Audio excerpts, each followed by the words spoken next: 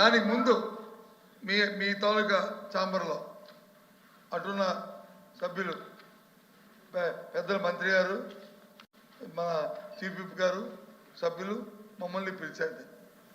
అక్కడ ఒక సిస్టర్ని అడాప్ట్ చేశారు.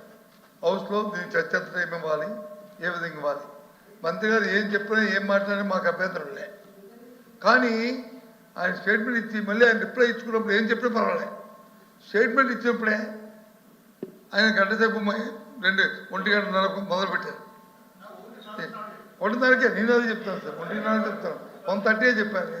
నేనేం తప్పు చెప్పండి, నేను చూసాను టైము. ఎందుకంటే స్పెసిఫిక్గా చీఫ్ విప్ గారు వచ్చి ఇంతే మాట్లాడాలని చెప్తే కాదమ్మా ప్రభుత్వంలో మంత్రికి ఉంటుంది, ఆయన మాట్లాడమని తప్పు కాదు అని ఈ మంత్రి గారు కూడా చెప్పారు, పార్థసారథి గారు కూడా. అది ఆఖరిలో ఆయన గంట సేపు చెప్పుకునే మాకు అభ్యంతరం లేదు. ఎందుకు విషయాన్ని స్టేట్మెంట్ టేబుల్ అయింది, దాని మీద క్షుణ్ణంగా క్లుప్తంగా చెప్పిన తర్వాత ఇటు మెంబర్లు మాట్లాడిన తర్వాత మంత్రి గారు ఏదైనా క్లారిఫికేషన్ ఇవ్వండి. గంట సేపు 2 గంటలు 3 గంటలు కూర్చుంటాం చెప్పు. అంతేగాని ఈ స్టేట్మెంట్ ఇచ్చినప్పుడే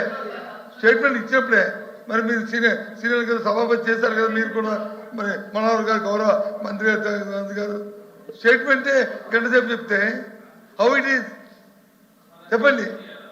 మరి మీరు ఏం చేస్తా మళ్ళీ వచ్చి మీరు ఇంటర్వ్యూ చేయాలంటే ఈ ధర్మ అది ధర్మ చెప్పాల్సిన క్రమంలో పాత అనుభవాలు ఎలా ఉన్నాయంటే ప్రతిపక్ష సభ్యులు మాట్లాడి మేము మాట్లాడుతున్నప్పుడు వాకౌట్ చేస్తున్న సందర్భాలు అనేకం అధ్యక్ష. ఈ రోజు అటువంటి ప్రమాదం కూడా ముంచుకొస్తుందని చెప్పి చెప్పాల్సిన అవసరం వచ్చింది. మాట్లాడితే మాకు అభ్యంతరలే. మాకు ముందు మీరు చెప్పుంటే మీకు గంట కాదు 2 గంటలకు కూర్చుంటాం. అవే చీఫ్ గారు చెప్తారు కదా 2 గంటలు కూర్చుని మాకు అభ్యంతరం. మీరు వచ్చి 2 hours కూర్చుందాం మాకు ఇంకా బయట ఇంకా మేము ఏదో ఉంటే దాన్ని అంగీకరించాం కదా. ఇప్పుడు 4 గంటలు ఉండొచ్చు, అంతే 4 గంటలు ఉండొచ్చు. ఎల్ఓపి గారు సారథి గారు చెప్పారు. ఆ రూల్ ప్రకారంలో మాకు మినిస్టర్ గారికి ఎక్కువ సమయం ఇవ్వాలి, మీ అందరికి సమాధానం చెప్పాలి కదా, ఇది ఇంపార్టెంట్ అని చెప్పాను. 2 గంటలు అని చెప్పారు చైర్మన్ గారు.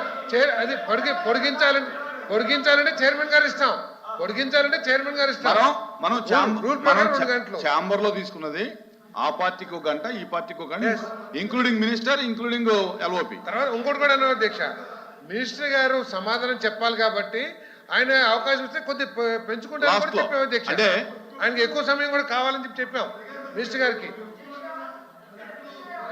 అదే రిప్లైలో కొంచెం సమయం తీసుకొని చెప్పాం.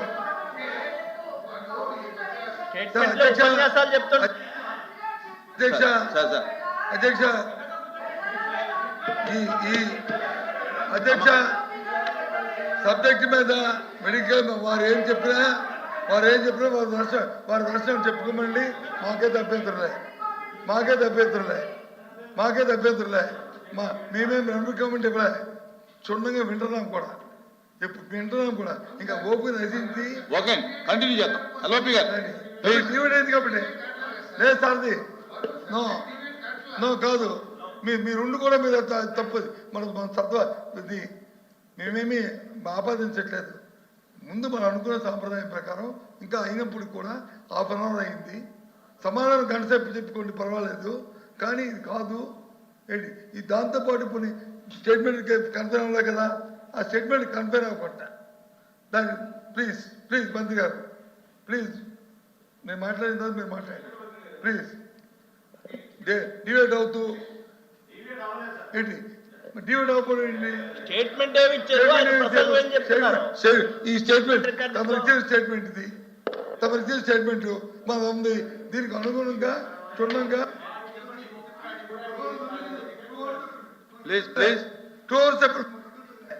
మంత్రి గారు ఇష్టం టైం తీసుకోండి, మాకు అభ్యంతరం లేదు.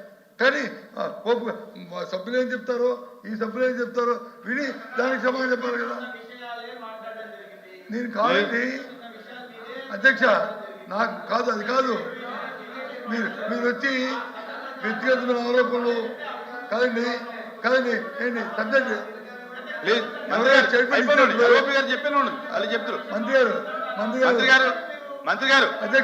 మంత్రి గారు అధ్యక్ష అధ్యక్ష విషయం మాట్లాడే పర్వాలేదు. స్టేట్మెంట్ మీరు రిప్లై ఇచ్చినప్పుడు మాట్లాడండి. మంత్రి గారు స్టేట్మెంట్ ఇచ్చినప్పుడు స్టేట్మెంట్ కన్ఫర్మ్ అయ్యి ఆయన జగన్మోహన్ రెడ్డి గారు మాజీ ముఖ్యమంత్రి గారి గురించి వాటి గురించి ఇప్పుడు ఈ సందర్భం కాదు. మీరు సమాధానం చెప్పినప్పుడు కంపారిజన్ చేస్తున్నప్పుడు ఈ స్టేట్మెంట్ రాయండి. స్టేట్మెంట్ రాయండి. ఆ పేరు రాయండి. అయితే రాయండి. ఆ స్టేట్మెంట్ రాయండి. ఏ రాజకీయ నేపథ్యం అండి? ఏంటి రాజకీయ నేపథ్యం? చంద్రబాబు నాయుడు స్టేట్మెంట్ మంత్రి కదా, ఎక్కడ డిబేట్ అయ్యారు మంత్రి గారు పొరపాటు కూడా డిబేట్ కాలేదు. దీని వెనక రాజకీయ నేపథ్యం ఉంది కాబట్టి మీరు ఈ అంశాన్ని తీసుకొచ్చారు సభలో. మనోహర్ గారు ప్లీజ్ చెప్పండి. ఆయన 3 సార్లు ముఖ్యమంత్రి చేసినప్పుడు ఏదో ఈ జ్ఞాపకం వచ్చిందా ఈ కలవసాలు పెట్టాలని? అవన్నీ కూడా మనం మాట్లాడతాం. కానీ మేము చెప్పాలా? అది కాదు కదా, అది తప్పు కదా. అది సందర్భం బట్టి మేము మా సభ్యులు మాట్లాడతాం. మీరు మాట్లాడుతున్నాం. జగన్మోహన్ రెడ్డి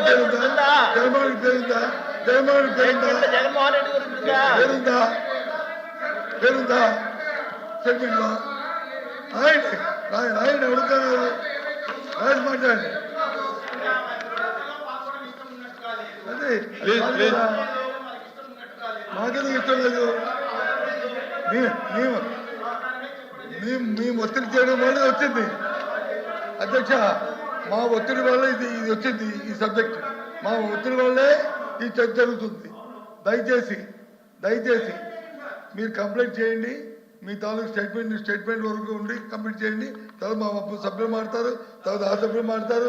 అలా అయిన తర్వాత అప్పుడు సమాధానం మీ ఇష్టం ఏం చెప్పుకున్నా అభ్యంతరం.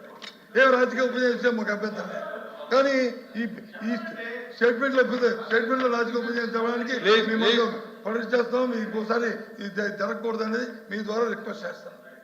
ఓకే, విషయం చెప్పడం జరిగింది అధ్యక్ష. పీపీపీ మోడ్ వల్ల 420 సీట్లు కాస్త 625 సీట్లు అవుతాయి. పీపీపీ మోడ్లో వెళ్ళడం వల్ల విద్యార్థులకి అదనంగా 200 సీట్లు ఇంటేక్ ఉంటే 10 సీట్లు అదనంగా వస్తున్నాయి. విద్యార్థులకి ఏ రకమైన నష్టం లేదు. గత ప్రభుత్వం తీసుకున్న నిర్ణయం ప్రకారమే ఉంటుంది కాబట్టి కొత్తగా వచ్చే నష్టం లేదు. అదేవిధంగా పేదలకి మెరుగైన వైద్యం అందించడం కూడా ఎటువంటి నష్టం లేదు. అదేవిధంగా ఎవరికి దారాదత్తం చేయట్లేదు. యాజమాన్య హక్కులు పూర్తిగా ప్రభుత్వం వద్దే ఉంటాయి. పర్యవేక్షణ కూడా ప్రభుత్వం వద్దే ఉంటుంది. నిరంతరాయ సేవలు అందించడం కోసం తీసుకొచ్చిన విధానం ఇది. కేంద్ర ప్రభుత్వం కానీ ఇతర రాష్ట్రాల్లో కానీ అవలంబిస్తున్న విధానమే కానీ కొత్తగా ఈ ప్రభుత్వం తీసుకొచ్చిన విధానం కాదు అధ్యక్ష. దీని వెనకల ప్రధాన ఉద్దేశం ఏంటంటే నాణ్యమైన విద్యని పేద విద్యార్థులకు అందించే లక్ష్యం, అదేవిధంగా మెరుగైన వైద్యాన్ని పేదలకి అందించే లక్ష్యంగా ఇది తీసుకురావడం జరిగింది అధ్యక్ష.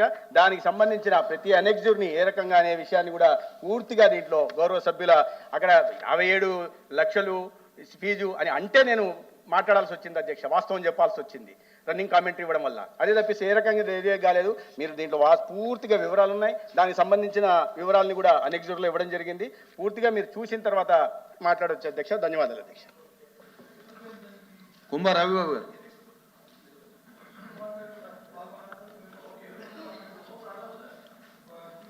రవిబాబు గారు 10 minutes. 10 minutes.